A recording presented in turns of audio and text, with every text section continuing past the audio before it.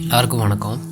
சமீபத்தில் அழுத்து உளுத்து போன திராவிட சித்தாந்தத்தை தூசி தட்டி அதை ஒரு திரைப்படமாக உருவாக்கி பராசக்தி அப்படின்ற தலைப்பில் திரையரங்கில் வெளியிட்டாங்க. அந்த படம் சமூக வலைதளங்களில் இருக்கிற ஒரு சில நல்ல உள்ளங்களால் நடந்த உண்மையையும் திரைப்படத்தில் இருக்கிற தவறுகளையும் சுட்டி காட்டப்பட்டு அது மக்கள் மனசில் சரியான முறையில் போய் சேரலைன்னா அந்த படத்தை எடுத்த நோக்கம் வெற்றி அடையலை. மக்கள் புரிஞ்சுக்கிட்டாங்க எங்கே தப்பு இருக்குது, எது இந்திய எதிர்ப்பு போராட்டம் என்ன, அதில் உண்மையிலே போராடினவங்க யார், அதோட நோக்கம் என்ன அப்படிங்கிறது உண்மையான விஷயங்கள் மக்களுக்கு தெரிய வர ஆரம்பிச்சிட்டு, அதனால் அந்த படம் தன்னோட நோக்கத்தை நிறைவேறலை. படத்தோட நோக்கம் சரியாக நிறைவேறலை, அதான் உண்மை. அதனால் படத்தோட இயக்குனர் திருமதி சுதா கொங்காரா அவங்க குய்யோ முயனு குப்புறப்படுத்து உருண்டுக்கிட்டு இருக்கிற அந்த தருணத்தில் செவிலே 2 மிதிச்சிருப்பாங்க சமூக வலைதளங்கள். ஆனால் அந்த சமூக வலைதளங்கள் அந்த சுதா கொங்காராவை அடிக்கிற அந்த தருணத்தில் திடீர்னு குறுக்க குப்புறப்படுத்தவர் தான் நம்ம நடிகர் அஜித்குமார். ஏகேன்னு சொல்லுவாங்க, தலைன்னு சொல்லுவாங்க. அவர் என்ன பாவம் பண்ணாரோ தெரில, அவருக்கே தெரியாமல் குறுக்க விழுந்துட்டார். குறுக்க இந்த கௌசிக் வந்தா அப்படிங்கிற மாதிரி. என்ன நடந்ததுன்னு எல்லாருக்கும் தெரியும். கேம்பா கோலா அதோட ஆடில் ஒரு சின்ன போஸ்டர் அவர் மூலமாக வெளியே வந்துச்சு. இது தப்பு, ஐயோ இது பெரிய கொடுமை, என்னமோ அநியாயம் நடந்துட்டு அப்படின்ற மாதிரி தமிழகத்தையே கரண்டியை போட்டு புரட்டிக்கிட்டு இருக்காங்க நம்ம வலைதளவாசிகள். அடிக்க வேண்டியவங்களை விட்டுட்டு இந்த பக்கம் திரும்பிட்டாங்க. ஆனால் இது தவறா அப்படின்றதுக்கு போகிறதுக்கு முன்னாடி ஒரு விஷயத்தை நம்ம தெளிவுபடுத்திக்கிறணும்.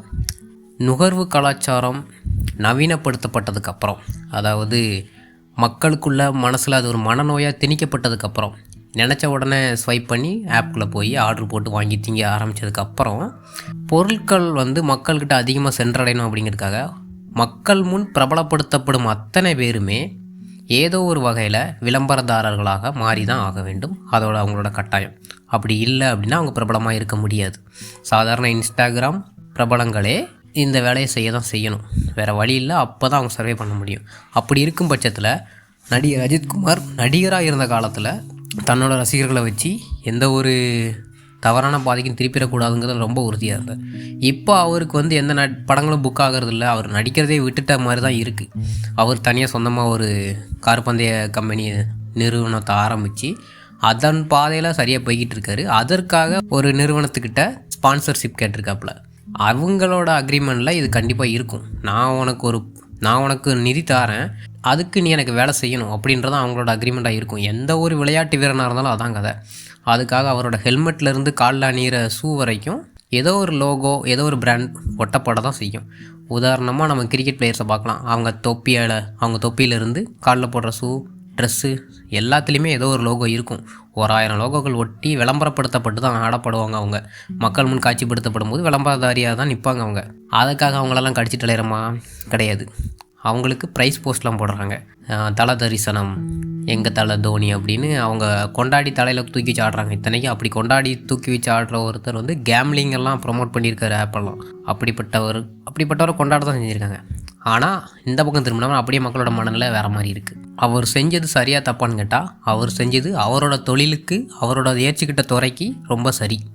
அதை செஞ்சால் தான் அவர் அதில் நிலைக்க முடியும். மக்கள் ரசிக்கிற அந்த விளையாட்டை அவரால் வெற்றிகரமாக நடத்த முடியும். அதனால் அவர் செஞ்சது சரிதான். இந்த முழு உண்மையும் தெரியாமல் இந்த ரசிகர் மனநிலை அப்படின்றதுல இருக்கிறவங்கள, இந்த ரசிகர்கள் கன்னிகள் அப்படிம்பாங்க, விஜய் கன்னிகள், அஜித் கன்னிகள் அப்படிம்பாங்க. அவங்களுக்கு இந்த அறிவுகள் அதிகமாக இல்லை அப்படின்னு எனக்கு தெரியுது. அறிவுகள் அப்படின்றத விடவும் புரிதல் அதிகமாக இல்லை அப்படின்னு தோணுது. ஒரு விஷயத்தை நல்லா தெளிவாக புரிஞ்சுக்கங்க. உங்கள் முன்னாடி அவங்க சிறப்பாக இருக்காங்க அப்படின்றதுக்காக அது அவங்களோட வாழ்வியல் கிடையாது. அவங்களோட வாழ்வியல் வேறையாக இருக்கலாம். அதுக்காக அவங்க என்ன வேணால் பண்ண தான் செய்வாங்க. நீங்கள் தான் புரிஞ்சுக்கணும். ஜஸ்ட் ஒரு சினிமா ரசிச்சமாக போனமான்னு இருக்கணும். அதை விட்டு அதை தாண்டி அதை என் வாழ்க்கைக்குள்ளே கொண்டு வந்துக்கிடுவேன், அவரை என் உறுப்பினராக மாற்றிப்பேன், என் குடும்ப உறுப்பினராக அப்படின்னு நீங்கள் நினைக்கிறது மிகப்பெரிய முட்டாள்தனம். அதனால் எதை அடிக்கணுமோ அதை அடிங்க.